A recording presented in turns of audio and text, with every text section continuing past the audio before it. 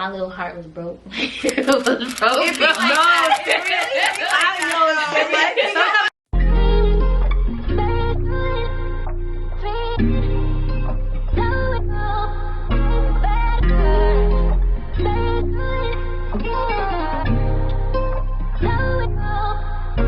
Hey beauties, welcome back to the channel. So on today's video, we will be talking about our relationships with God, our walk with God, and also how we've gotten to this point thus far, and all the things that us Christians don't want to talk about, but we're going to talk about it today. So I want you guys to meet Gianna and Hannah.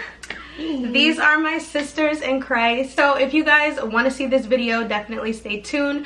Make sure that you hit that subscribe button right now, and also that little post notifications bell so you're notified every single time your girl uploads a brand new video. Also, don't forget to give this video a big thumbs up and keep up with me on all of my social medias. And let's not waste no more time. Let's get right on into the video. So I'm gonna let these ladies introduce themselves. So first, I'm Gianna. I'm from Long Island, and I've been walking with God for about 2 years strong now.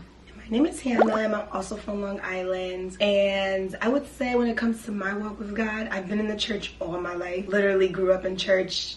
It's been a part of my family, but I've probably started to develop my own personal relationship with him probably in the last 4 or 5 years. So basically, I also grew up in church, went to church every Sunday with my mom and my sister. It would just be us three. Then out of nowhere, we just stopped going to church and then hadn't been back to church for years, but I've always had a relationship with God. And then it wasn't until 2020 during the pandemic where God was like, Tia, it's time to come back. So when I came back to God, I started first reading devotionals, and then I started to get into reading the Bible. And the more and more that I was learning scripture and in the word, the more I became convicted, and just my faith began to grow stronger and stronger for God. And the more God was telling me like, okay, you need to turn away from doing this, you need to turn away from doing that. But it never was like, just strip yourself clean of everything. It has been a journey of, as I grow in my faith and in my walk with God, it's like, okay, Tia, now you're convicted in this area and it's time to start to change these things. So I would say since 2020 and last year 2021, I got re-baptized as an adult, because I did get baptized as a child, but I feel like it's so much more different when you get baptized as an adult. Since then, it has been one heck of a ride. For me,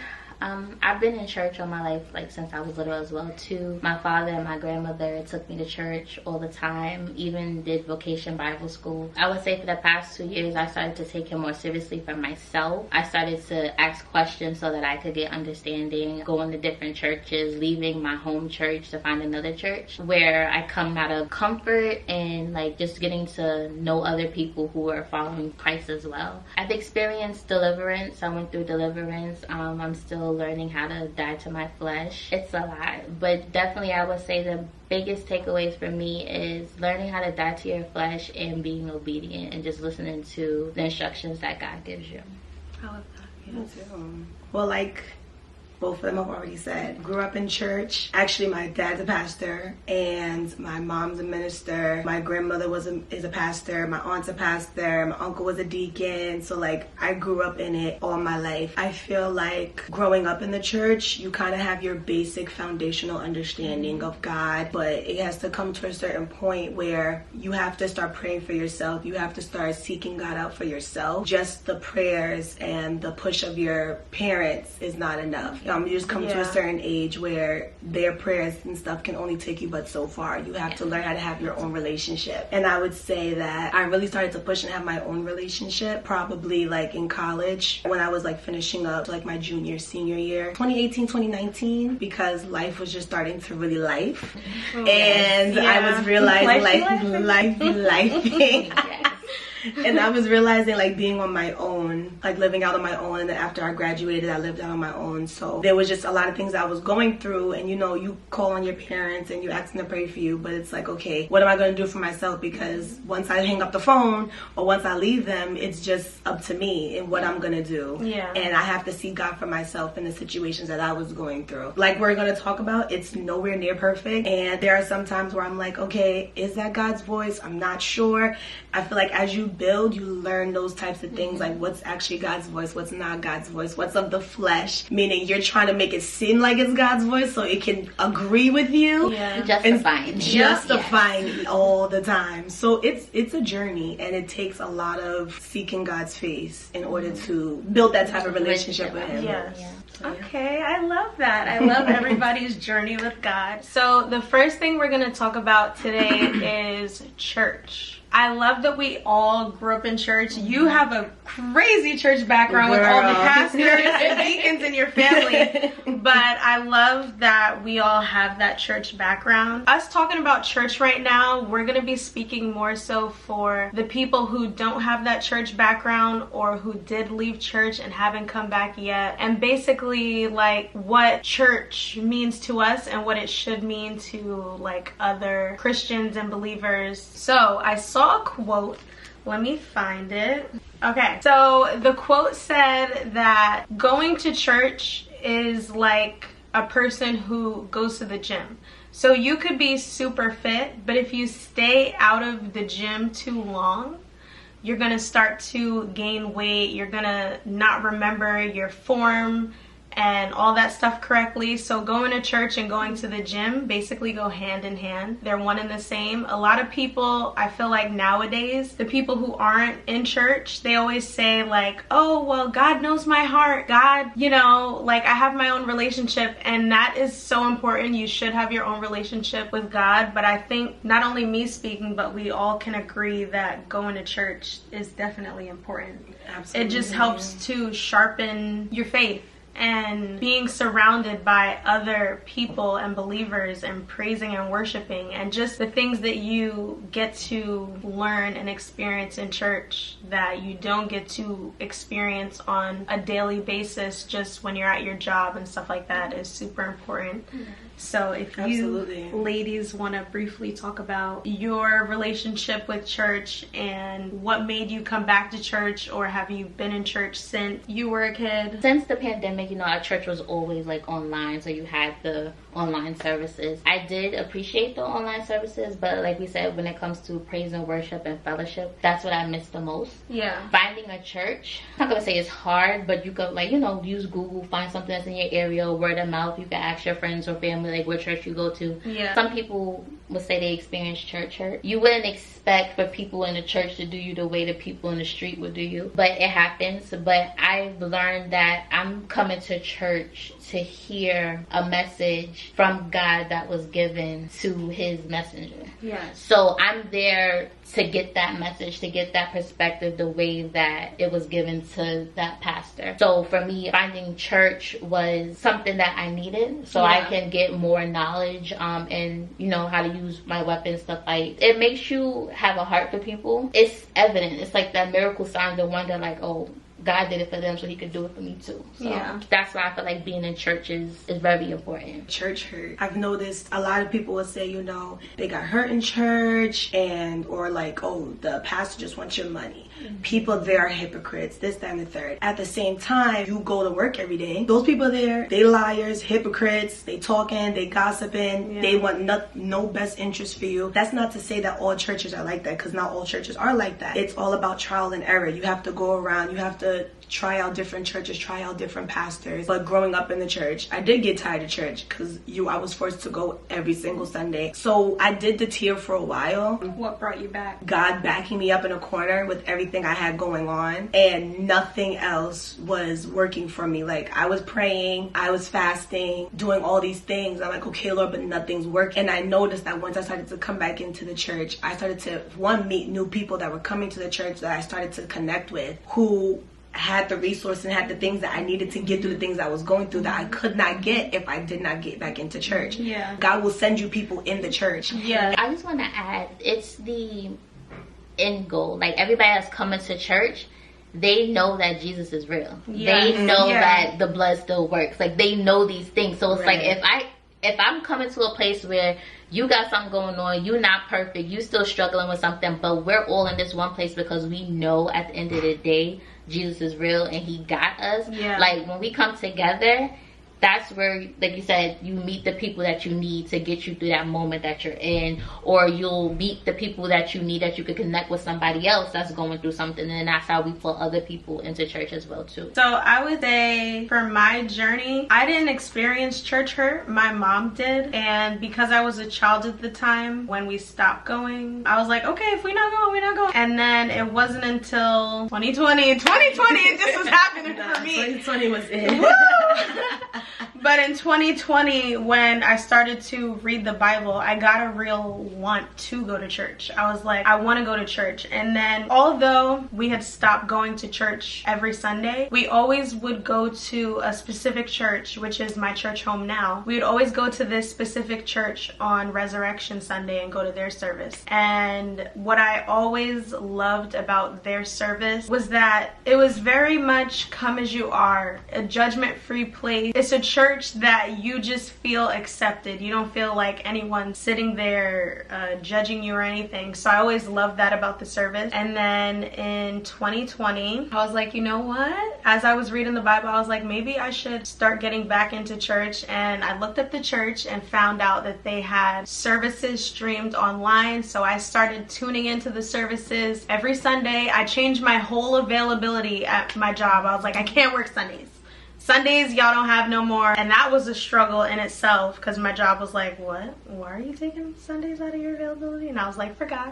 But I started tuning into church, and then as the world was opening back up, when we actually could start going back in-house in service, then I began to do the in-person service. And then last year I got baptized with the church, and it has been an amazing experience. I love my pastor. I used to be the one that used to be like, you know what, I have my own relationship with God and God knows my heart, so I don't need to go to church. But now that I'm in it and God has taken me through transformation and so many things, I realized the importance of it, that as a believer, like, you need to be in that space. Church doesn't always mean like the building. The people are what make the church. And for the people who have ever experienced church hurt, church is not meant for perfect people. It was never meant for the perfect believer. It's meant for a bunch of unperfect people who are trying to get their relationship with God right. So just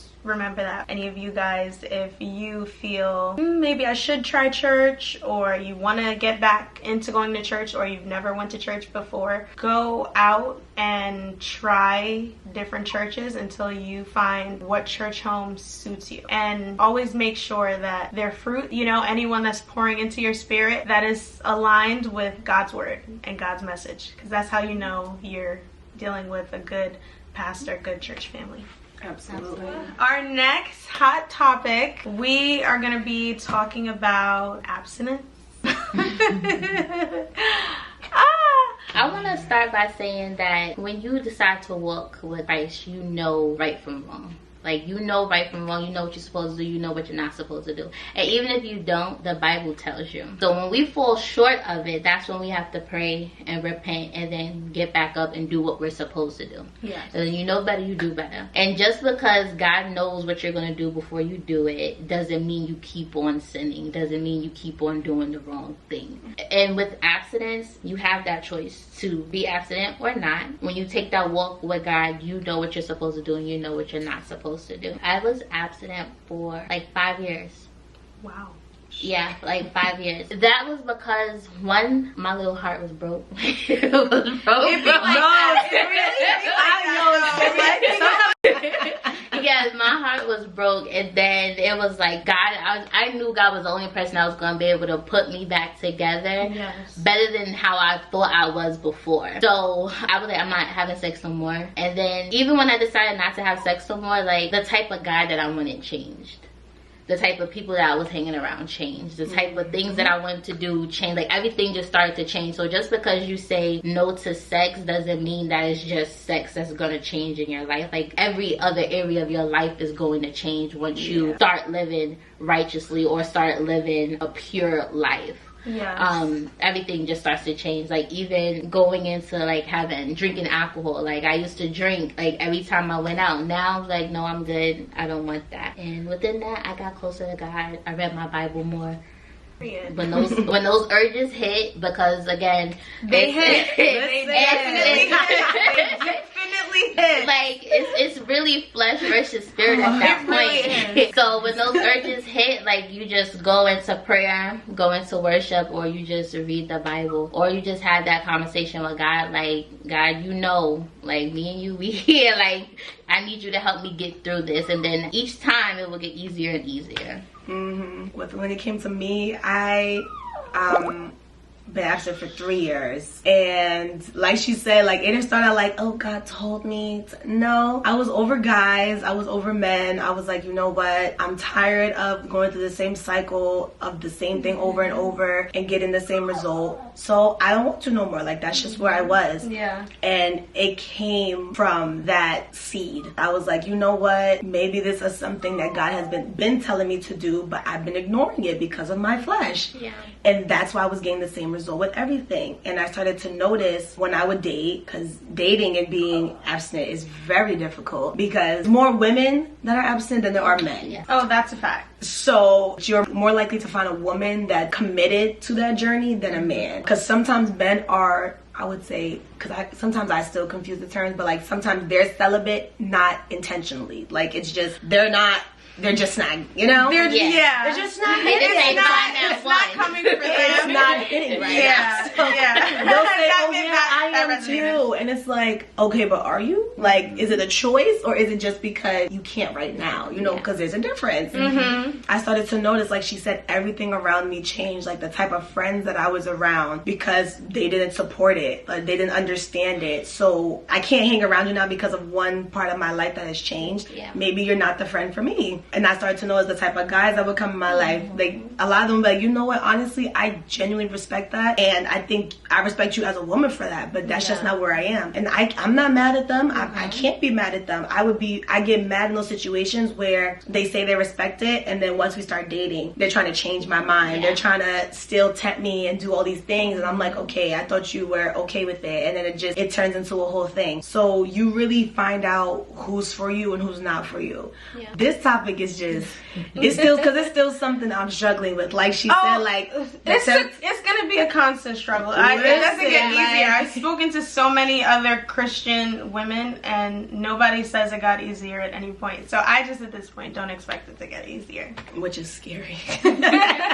It's like, look, when you've been for real in a certain, not even like you've been going crazy for a long time, but like when that's been a part of something you would do. And now you're like just zoning it out. I feel like you go about relationships differently, like, because now every time you're linking up with a guy, that's not happening. So it forces you to actually have a relationship with somebody and know somebody. And ask different questions where it doesn't just lead to like, oh, so what do you like in that area? It's like, no, you're asking real questions to really get to know them instead of it just going down the gutter. Right. And you find you don't even like these people. Like, you're like, literally, like your discernment is way up. Like, those red flags, like, you're not even going to entertain them at all. That first one, you're going to be like, okay, nice to meet you, bye. First off, if you guys have been on this journey with me, beauties, if y'all know from way back then, I remember videos ago last year when me and Gianna did a video, and I was like, I don't know if I could do this abstinence journey. And I was just like, I don't know. I kept saying, I don't know. And now I'm at the point where I can say, I can. I definitely can. And it took me a while to get to this point, but literally, you guys, I had to sit down and ask myself, like, was anything fruitful coming out of giving your body away to men that you were dating? Did anything good come out of that? And I'm like, no, because where are they now? So I had to sit there and say, well, if nothing good came out of that, then why don't you try this? and trying this has protected me in so many ways. On this journey, I have learned that when you start dating these guys and then you tell them what you're trying to do, which is that is off the market, okay? And then they'll be like, okay, yeah, I'm so down for that. And then the switch up happens and you're like, I thought you were down for that. You thought I was joking? Because I wasn't joking. And you realize quickly that like, oh, so they only wanted me for that. But even just being on this journey, I have it started off as such a struggle because of course you know what you're used to. It's like, okay, let's get it on, let's do it. And then when you get to this point where you're not doing anything at all, you really have to sit there with yourself praying like, okay, Lord, take these feelings from me right now. Although having the like urges of wanting to, it has been the best decision to remain abstinent. It's allowed me to get to know myself more. It allowed me to fully learn to love myself. That is definitely not easy because we're all human beings, and like both of them said, our flesh and spirit are in a constant battle because our flesh is like, go for it, and then our spirit is like, your body is a temple, okay? I just want to add too, like with being abstinent, it's discipline. It's discipline. Self-control. Yeah. It gives you self-control and discipline in all other areas. Again, like when you focus in on this one thing, it gives you multiple fruits in other areas of your life. So, it's something. Some people have the misconception that abstinence just teaches you self-control, but I feel like it can also teach you, okay, when you're in relationship, you have this need to always have sex. Why is that? What is broken in you, or what have you not healed from, where you feel like the only way you're valuable to a man is because of sex? So there's other things that you have to learn about yourself. Like you're like, okay, why do I feel like a man only values me because of sex? There's so much more value to you than just sex. And once you start to see how the type of person you are in different situations in your life personally, you'll start to see your value come out. You're like, okay, I don't need sex. That's a cherry on top. Like I don't need sex for you to value me. Like you're gonna value me for the person that I am. One thing I wanted to add, because I was having this conversation last night. Basically, the person was like, they were abstinent for a while and they fell off the wagon. So they're like, I'm just off the wagon. I'm like, well, I consider, I would love to have this discussion, see what y'all think. I consider celibacy journey, abstinency journey, like fitness journey. So yeah, you get started. You have your groove going, you get your consistency going, but sometimes you are very tempted to eat that brownie sundae, and you're like, yo, I really want that brownie sundae. Like, okay, let me just get the whipped cream. Okay, just the whipped cream and that's it.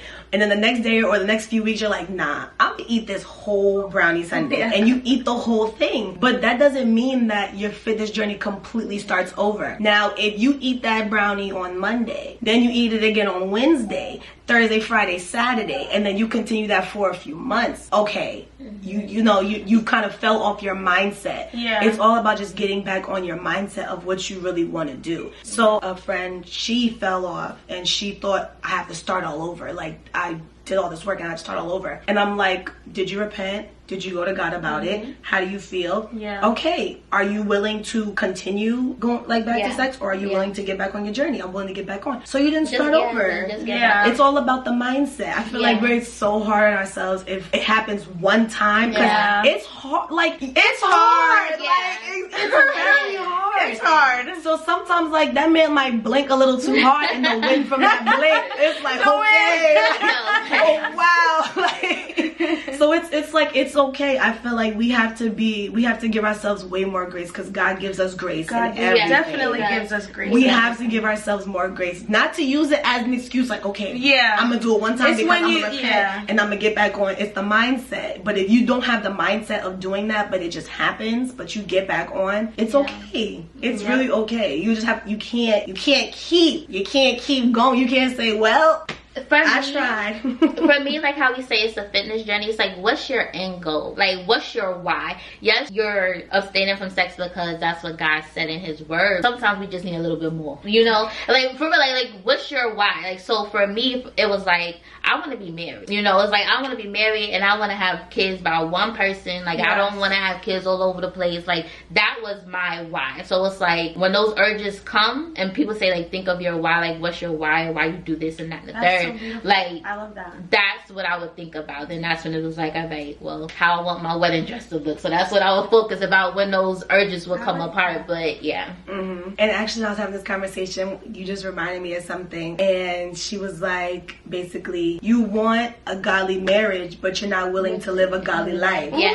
So why would God give you and honor a godly marriage when you couldn't stay godly when you were single? And when she said that, I was like, the conviction. The conviction. I was like, that's such a fact. Like, I don't want to get married and then my husband has an urge and he goes and cheats on me. Yeah.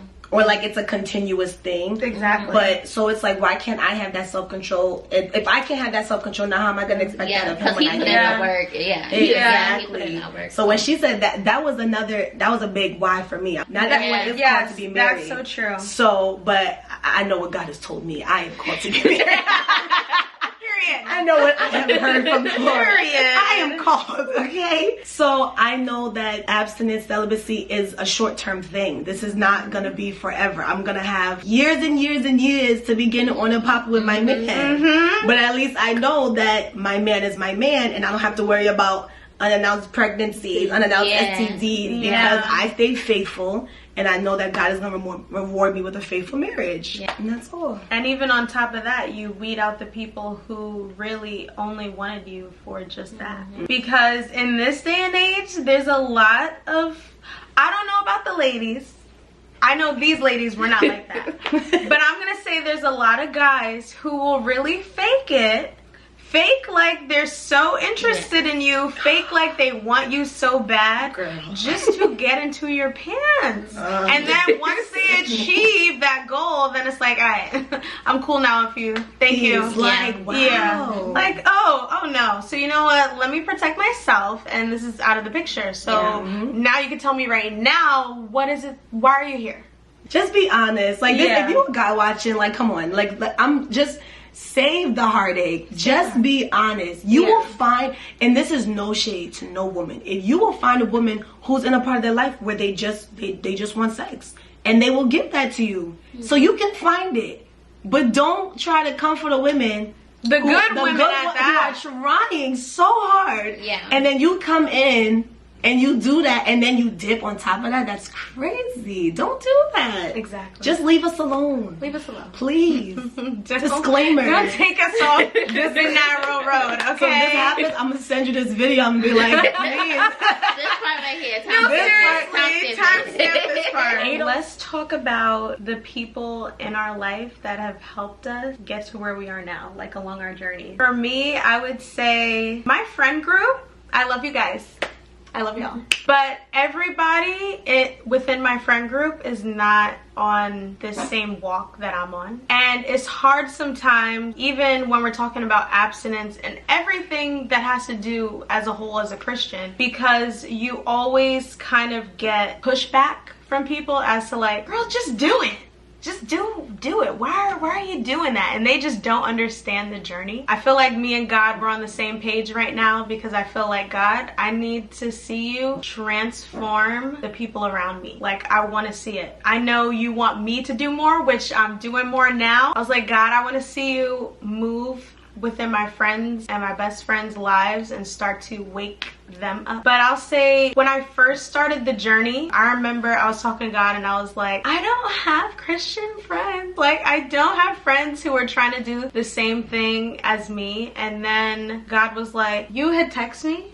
And I was like, God, wait. So are you letting me know that, yes, like sometimes when you're in your walk, you could feel so secluded and feel like, okay, I'm just on this journey by myself. And And God was like, let me just remind you of your friend. Let me remind you of the people that are in your life. And then me and Gianna just like reconnecting and then finding out we're literally on this same journey together. I was just like, thank you, God. Thank you, God. Thank you, God, for reminding me and also putting the people within my life, my sisters in Christ. Because literally, these people help you on your journey. They help to push you back up. If you need a word, when did we reconnect? We've always been like close friends, but I mean like June. Like June of last year? Yeah, around like June of last year. 2021, I think. Yeah. Oh my God. I know, but that's the wait time. I don't even know, y'all. Like, wait, that was a somewhere within these past between 2020 and 2023, because we're all a little mind. Just the way time is flying nowadays, but God put us back into each other's lives. I just wanted to say I'm so thankful to have her in my life, just because it just feels good when you know you're not in it alone. And for anyone out there who feels like you're on a solo journey, everything that you need and want, talk to God about. And I feel like for me, God answers real quick. Even the no, he'll be like, no, and I'm like, God, wait, you sure? He'll be like, no. And I'm like, okay. And if he doesn't answer you quickly, then just be patient and be still. And then as the journey has been going and growing, I met Hannah and then found out that she's been abstinent for longer than me. And I'm like, dang, okay, so there's really people out here doing this. I'm not doing this solo, and I'm just here sitting here talking to people who just don't understand the journey.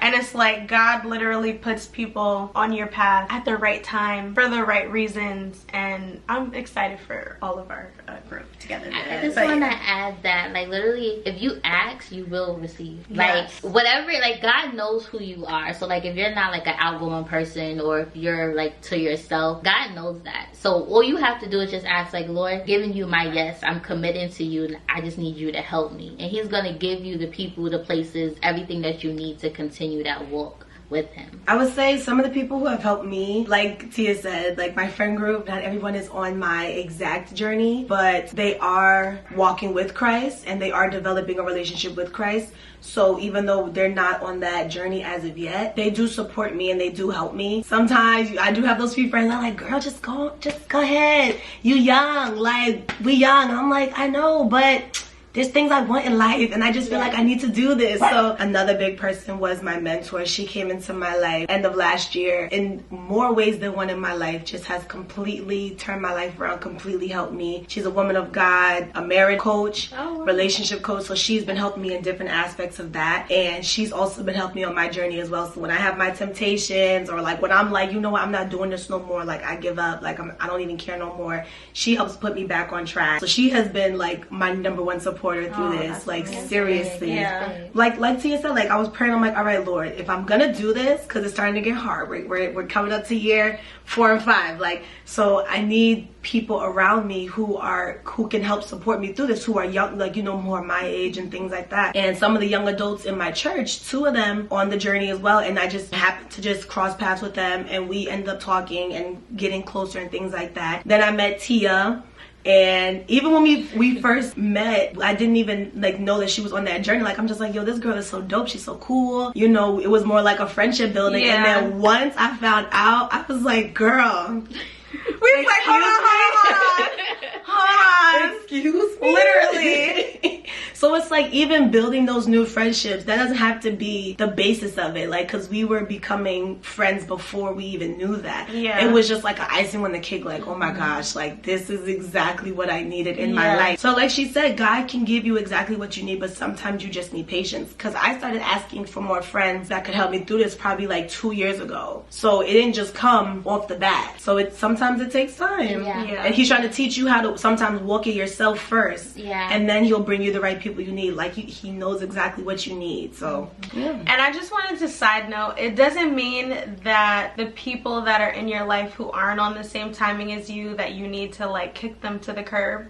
Because sometimes you are the representation in your friends' lives. Like sometimes you're the person that God placed in somebody's life. Along down the line, they're going to wake up and you're going to help bring them closer to God and to Jesus, don't just, you know, if you're on this same journey, don't just feel like, don't count them out. Yeah, don't count them out, because literally you could be that person that God placed in their life to help their journey. So absolutely, yeah, that's very important. And continue to pray for your friends. Yes. Yeah, you don't have to cut anybody off. Everything you do, you gotta do it in love. I really used to think that. I used to be like, I need to cut these people off because they're not on my journey and they're not on the same page. And like, we're not trying to say we're better than anybody else because we're trying to that we chose to follow Christ. That's definitely not it. Yeah. Because again, when we were in the world doing what we wanted to do, like you know, like again, going to church is how church happened. People think they're above other people, but yeah, we're not above anybody. And y'all are friends, and we still gonna love y'all regardless. Absolutely. But for me, I want to say I didn't really have friends to help on the journey. Like literally, it was like the same time me and you connected, because I was like, I'm just out here doing it by myself. Like literally, I'm like, I'm going to this church I ain't never been to before, found it on Google, and then like I just started talking to the people there. Like I put myself out there. That takes a lot of courage. It does, and it's like, and I'm like, I don't know what's going to happen, but God, I'm doing this for you, so you got me. So I have to trust the fact that you're going to make sure whoever's not supposed to be connected to me is not going to be connected to me. Yeah. So I just was like putting myself out there with church, giving people my number, like, hey, call me whenever if you want to do something, if I'm in the area, yada yada yada, stuff like that. That's just was my journey, just putting myself out there and then just like really just connecting with people. And one thing I do want to add, just to piggyback off of her, because I really don't want anyone to feel like we're doing this because we're better than anybody. Yeah. I genuinely don't. Like I have a friend, like one of my closest friends, and she's a vegan, and she actually started becoming a vegan like almost a year ago, and that's a lifestyle. Yeah. It's just like celibacy, being absent is a lifestyle, so is being a vegan. Yeah. And she tries to convince me all the time to become a vegan, and I'm like, girl, I'm not doing that. Like I've been telling her all the time, I'm like, don't be sending your little vegan children to my house because they're getting a chicken nugget. Like I don't care. Who knows, down the line, her following that journey might make me a vegan. I don't think so, but you never you never know. So that's what we mean when we say that. It's just a lifestyle that we're choosing to live, and because we're choosing to live it, that doesn't mean that we can't be friends or we can't befriend people who are not also living that lifestyle. You know, I just really want to put that out there. I feel like people can get sensitive to that because they think we're better. Oh, you're sleeping around, girl. See, you're not living the life of God. Like, no, that's their path. That's everyone's path is different. And this is why discernment is really, really important. Yeah. And knowing, I want to say testing the spirit, but that's a whole nother thing. But you have to just really have discernment. Like just because you see somebody else, well, the word says don't do this. Like if that's your conviction of not to do it, don't do it. Don't do it. Don't put what God told you on me. Like we're two different people. We're at two different stages in our walk. So it's two different things, and how he handles you and how he handles me is two different things. And if your friend feels some type of way because you know they can't have you in their scene anymore, then that's something that y'all will have to talk about. And then we have to be like, so really, what is our friendship? You will have to rediscover your friendship at that point. That's so funny that both of you said that. I'm so glad you did say it, because before we even started filming, we were just watching like a little short clip of a sermon, and the pastor was talking about how your no and someone else's no is two different no's. And I would say, even along my journey with God and growing in my faith, I wasn't always convicted in all these areas. When I first started my journey in 2020 with God, I was still having premarital sex. I was still even talking about my horoscope. That stuff I don't believe in anymore. I don't but a whole nother video. It was just literally, but it was just like those things along your journey, God will convict you at different points. That's like, okay, all right, you've gotten here. It's time to stop doing that now. And if you guys have watched a few previous videos ago where I talk about my abstinence journey and stuff, I remember I had mentioned in the video how I was like, God, do you really want me to stop doing this? I was like, I don't think I can stop having sex, okay? I was like, I'm in a whole relationship, like I can't. And as the months went on, God was like, okay, And then it was like, okay, God, I can't do this anymore. And I got to that point for myself where it was like, okay, Tia, God is convicting you in this area, and now it's gotten to the point where I can't do this anymore. But it doesn't mean that your friends or other people along their journeys, that what you're being convicted in is what you should also tell them not to do. Of course, as a Christian, I feel like we all struggle with just wanting to like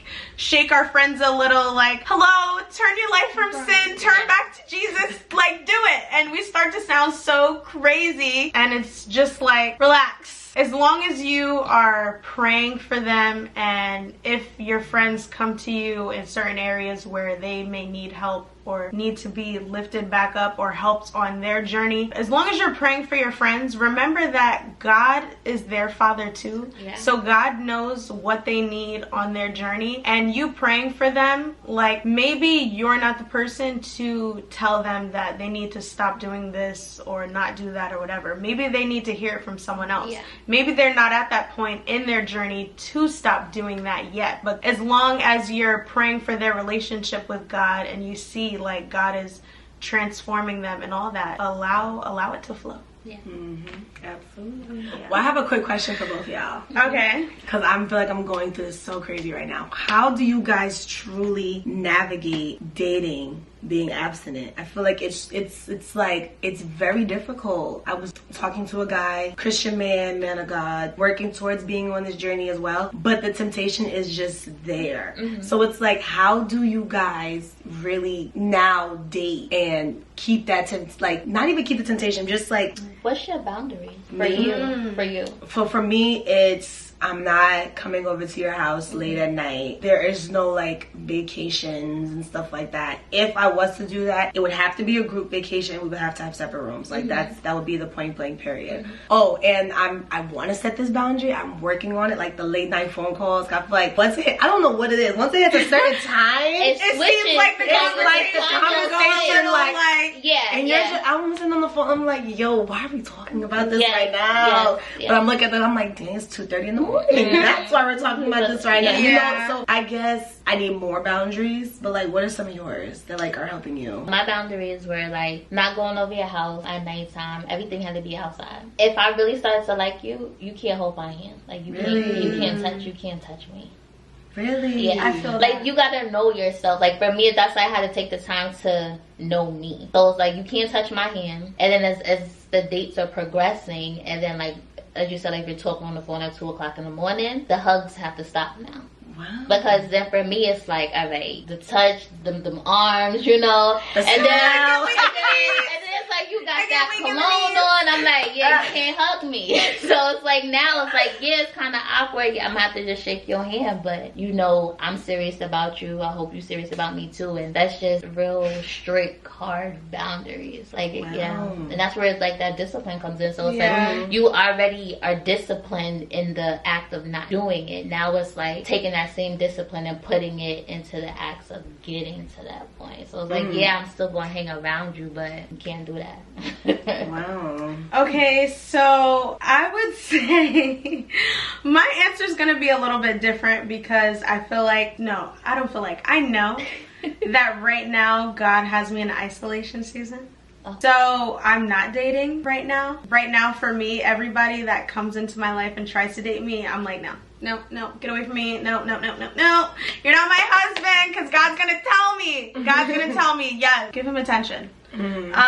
So I feel like I've noticed for myself that I can be very weak in my flesh. I can be extremely weak in my flesh, and recently, but not recently, Hannah knows briefly, but like I was tested. My girl passed. I'm happy for you. I was tested with a beautiful Snickers bar. No, that man. I love a good Snickers, and it was painted perfectly. And the way I had to go into prayer, like I invited them over late night. Why are they coming to my house late night anyways? I have no boundaries here. But I was like, Lord, I know what I feel right now, and what I feel I shouldn't be feeling. So before they get here, let me pray. So I started praying, and I was like, if I'm gonna mess up right now on this journey, Lord, don't let them come to my house. Mind you, they had already told me that they hopped in the shower, about to come over, and I'm like, okay, I'm waiting for you. I already took my shower. And a couple minutes later, they text me like, damn, I can't come. I'm so mad. I have to do this, that, and the third. And I was like, God, did you really just stop them from coming to my house? Careful what you ask for. Literally, I was like, oh, sugar honey ice. You literally just stopped them from coming to my house. So I feel like for me, I don't have actual set boundaries. My boundary is me just praying in the moment, God, remove this if I'm about to mess up. Because they've been in my presence before, and I've noticed that I wasn't tempted to do certain things. But then the closer that you get with them, the closer you grow, the more you get to know them. It's like, okay, we're getting closer and closer. So you start to want to do these things, and when it got to those scary point, it was like, all right, God, if I'm gonna mess up, just remove them. And he stopped it immediately, and I was like, okay, I was about to mess up, but you know what, I'm glad that I prayed in the moment and I didn't just allow this to happen. And yeah. But literally, for all you fellow Christians out there, this does not get easy, okay? Thank you, beauties, for tuning into this video. We definitely want to do a video like this again. There will definitely be a part 2. Absolutely. With more hot topics. And if you guys have anything that you guys want us to talk about or mention, or anything that we missed, please drop it below right now in the comments so that we can answer it for you guys. But we hope you guys enjoyed this video. Thank both of you ladies for coming and sharing your testimonies and stories here on my channel. Hannah actually has a channel that she started. Go ahead, talk your channel out. So I started my YouTube channel finally. It was a very, very long time coming. I just posted my first video about a week ago. It was mainly just a little introduction of myself. What's your channel name? Oh, so it's TiaBeautyy. So I'll give Tia the link, and she'll add the link for me, and you guys can please go like and subscribe to my channel. Subscribe to her beauty. Appreciate it. So yeah, it was just a quick little video, just introducing myself, but more videos will be soon to come. So make sure when you subscribe, you put the little bell on. Yes. Period. Yes. So yeah, we are gonna close out today's video here. We definitely did talk a lot, and thank you, beauties, for staying tuned. If you're not already subscribed, make sure that you subscribe right now, and we'll see you guys in the next one. Thank you. Bye. Bye.